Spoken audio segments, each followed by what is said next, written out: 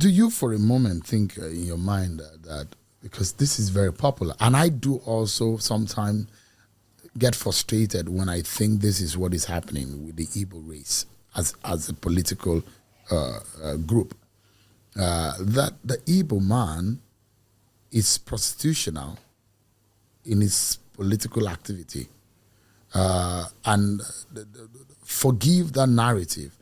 But if you look at historically, the Igbo man will likely take whatever and just forget and just say, look, give me and let me move forward.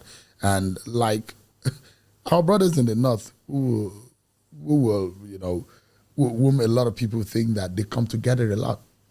They organize better. In fact, better than the Southwesterner. There are a lot of people believe that Yorubas are a bit more organized politically speaking. Although there are also issues. A Yoruba president will be more criticized by the Yoruba man.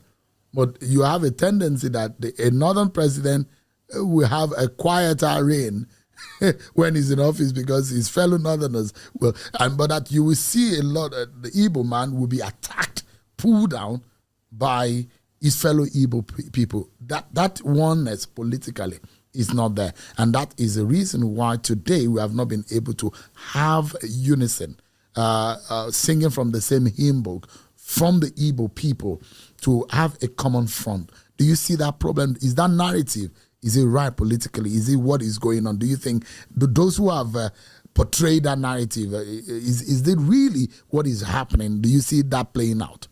No, I see it completely differently. I don't see Igbos as disunited at all. I think it's about our heritages, our political heritages. The Igbo political heritage is a Republican one. We've never been a monarchical system. We've always been a Republican system where people compete and contest. Till today, in my Umunna meeting in the village, it doesn't matter how much older you are than me. If you say something that is, I can get up in the meeting and say, Dede, you're not right. That's our culture. And it has its strengths. Everything has its strengths and its weaknesses. It's also why Igbo society is so vibrant, it's so entrepreneurial, it's so resilient. It's why we survived the war, rebounded from the war, because we are like that.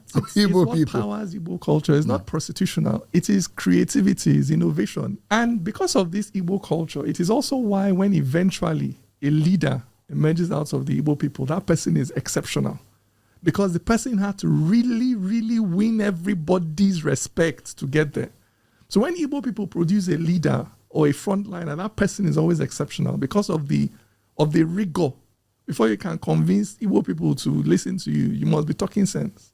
So that's the strength of that culture. Other cultures have their strengths. The northern culture is fairly monarchical. So you have that ease of mass mobilization. Yoruba culture, you also have a large monarchical section. But you also have a Republican culture. So you have that mix in the Southwest. So it's about your political heritage and understanding the strength it gives you and the weaknesses it gives you as well.